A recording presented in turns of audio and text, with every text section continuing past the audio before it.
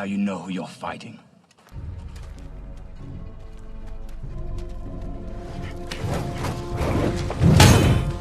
When the battle erupts, who gets to go first? Do you roll for it? Does it cycle predictably? Or does the person with the fastest reflexes get to act first? Hi, my name is Vase Odin. I'm the lead designer of Left for the Vultures, the role-playing game, and today we're going to be talking about initiative systems for your tabletop role-playing game.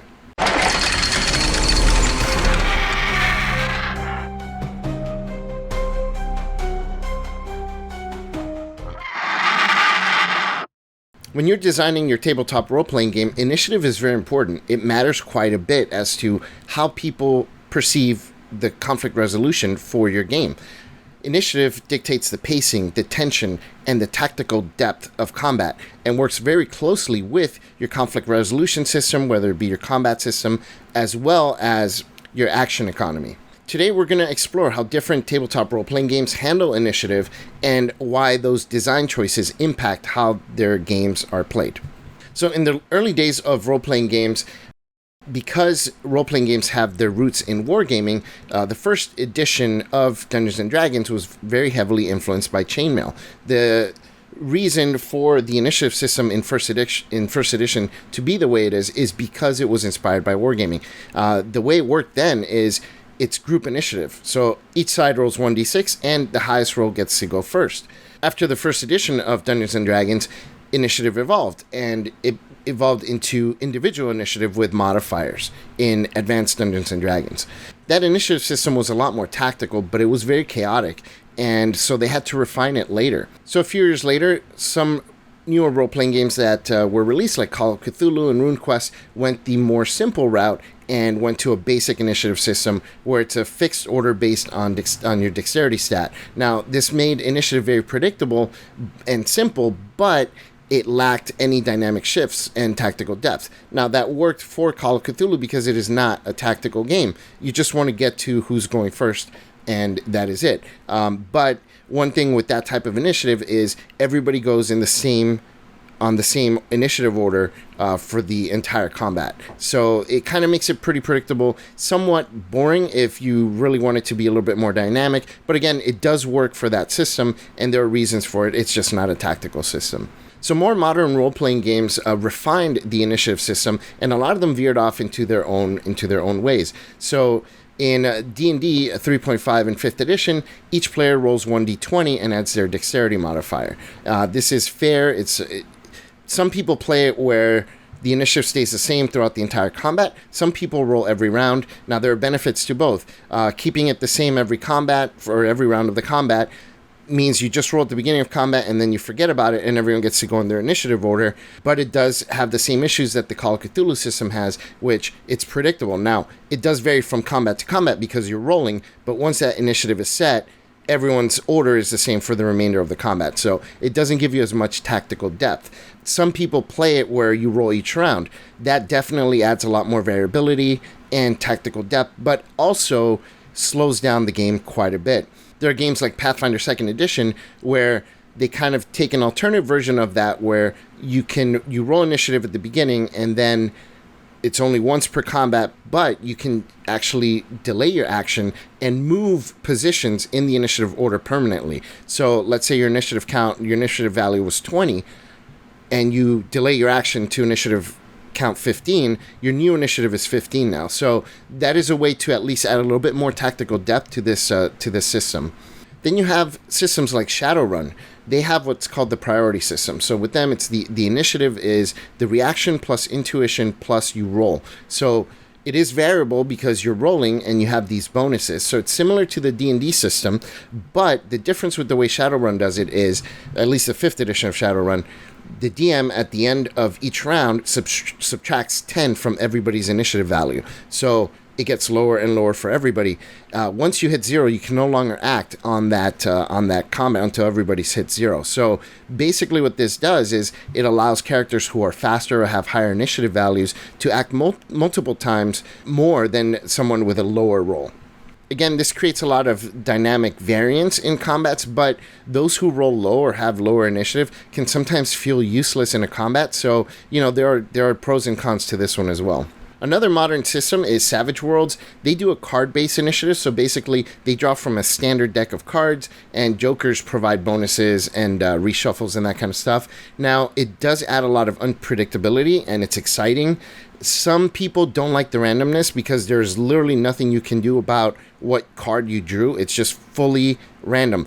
Unlike D&D and Shadowrun, where you have static or bonuses based on your stats that can at least help make your initiative a little bit more predictable. If you have, for example, in D&D a high dexterity stat, you're going to have a much more likely chance of going first in combat versus someone with a very low dexterity score, even though you're still rolling dice. Whereas in Savage Worlds, you're drawing cards. There are no modifiers, so it's purely random. Now, that can create chaos. A lot of people like playing games with chaos, but some people really, really do not like the randomness.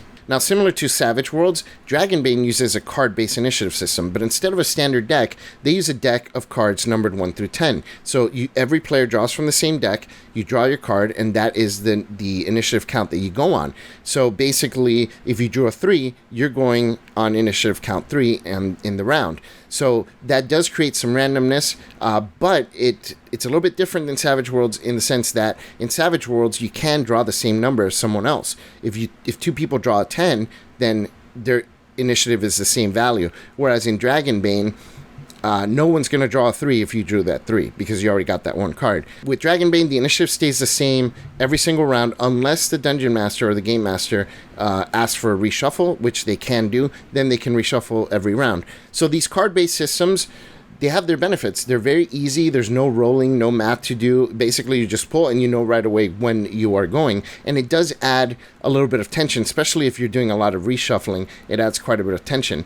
Now, the only drawbacks to this is you don't have much control in the turn order as a player. It's just very random and very swingy. And if one player consistently gets a bad draw, then they can get the feel bads. Now, there's some very modern games that have new experimental and alternative initiative systems. For example, Blades in the Dark. There is no initiative at all in that game. It's narrative driven, so players act when it makes sense for them. So it keeps the story flowing naturally. Generally, in games, everything changes once the Game Master asks for initiative because you go from a role-playing type of game into now a tactical, heavy dice rolling part of that game. Whereas Blades in the Dark, it continues the narrative flow very smoothly. So that is a very, very big plus. Now, if the Game Master is not very experienced, this can feel pretty arbitrary because they may not know how to handle that or how to call on you to act when it does feel naturally. Like they may not have the instincts for it yet. So it does take a little bit of experience to get used to this type of game. Also, I think these type of things where it's just up to someone, it can lead to players feeling bad at times because you may feel like it's natural for your character to go now, but the Game Master might disagree, and then you don't get to go, and then you feel bad.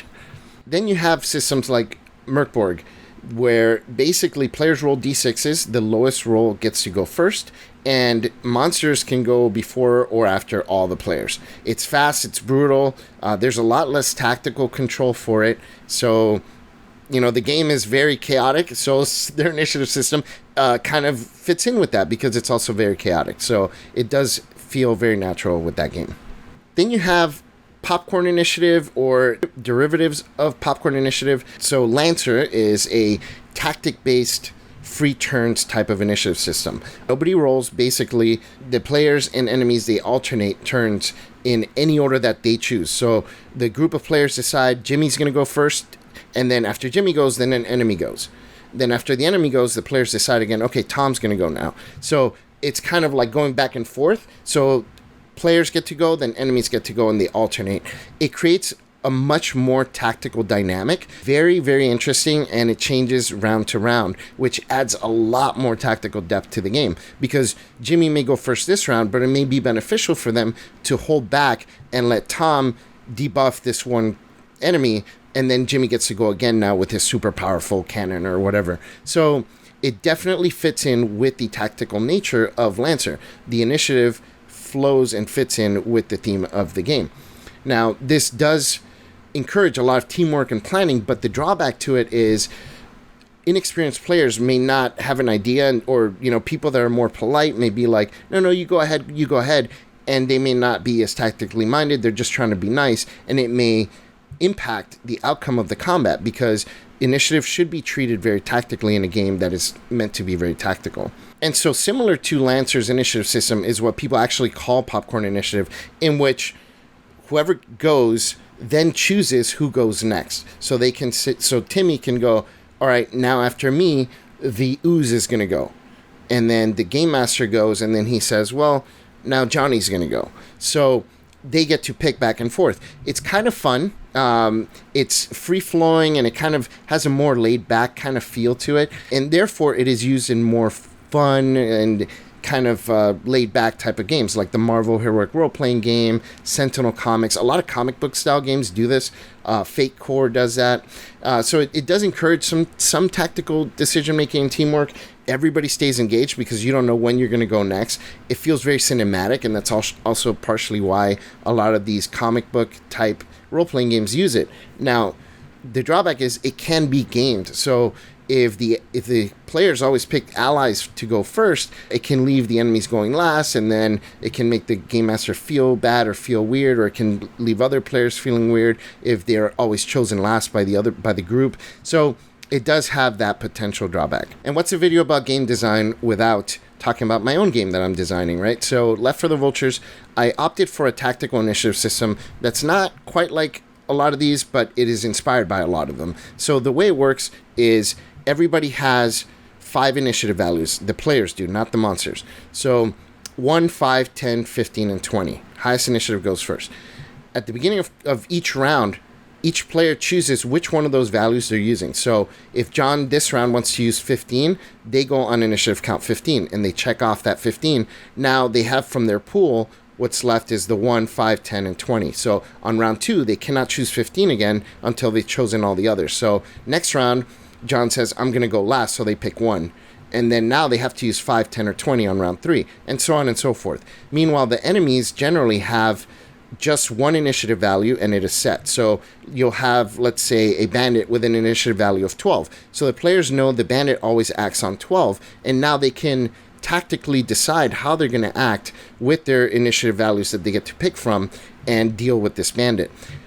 Elite creatures, which are like boss creatures and Left for the Vultures, have multiple initiative values, but the way they work is they act multiple times in a round. So if a elite creature has an initiative value of 16 and 7, then they get to act on 16 and also on 7. So player goes on 20, enemy goes on 16, another player goes on 15, and then the enemy goes on 7. So it's far more dynamic, and I think it creates a really fun and tactical gameplay. The combat system for Left for the Vultures is very tactical, and it really plays well with the one single action economy that we use in the game, so it does fit in very well with it. Playtesters have really praised the initiative system. They love it. It's one of the things that people really like the most about Left for the Vultures is this intuitive initiative system. There are drawbacks to it, of course. It does slow down a little bit because every round you're choosing new initiative values, and you have to rewrite down everybody's initiative value or have a way to put it up. Also, it creates a little bit of confusion when players act on the same initiative value. They get to act at the same time, but sometimes players may not necessarily be able to figure out, well, who's going to go first between the two of them, that kind of stuff. So there are drawbacks to it, but I think it's a really fun initiative system, and if you ever get to play Left for the Vultures, give it a shot. I think you'll really love it. So if you're designing a game, what does your initiative system look like, and why did you choose that system? Did you make up your own, or did you just use one from another game? Or is it a variant from one of the systems that we talked about earlier? Did you use a tactical and predictable fixed order initiative system, a dynamic and unpredictable initiative system, a more player-driven initiative system like Blades in the Dark? One thing to consider with initiative is it does impact the pacing of your combat. If you want fast and flowing combat, you'll want a fast initiative system like Lancer or Blades in the Dark to encourage the narrative flow and keep the game going. If you want a more structured system, it's going to slow down the game a little bit, but it's going to add tactical depth like D&D, Shadowrun, that kind of stuff, or even deeper tactics in games like Pathfinder or Left for the Vultures. So in closing, I just want to summarize that initiative systems really impact how your game feels, especially in conflict resolution. You can have fast and flowing, more narrative. It can impact the tactical depth or the speed of gameplay for your combats. So put down in the comments below which one is your favorite initiative system, or if you're designing a game, which initiative system you're using, or if it's some new one that no one's heard of before. Go ahead and post it in the comments. I'd love to hear about it. Thank you guys again. My name is Vase Odin, and I'll talk to you guys real soon.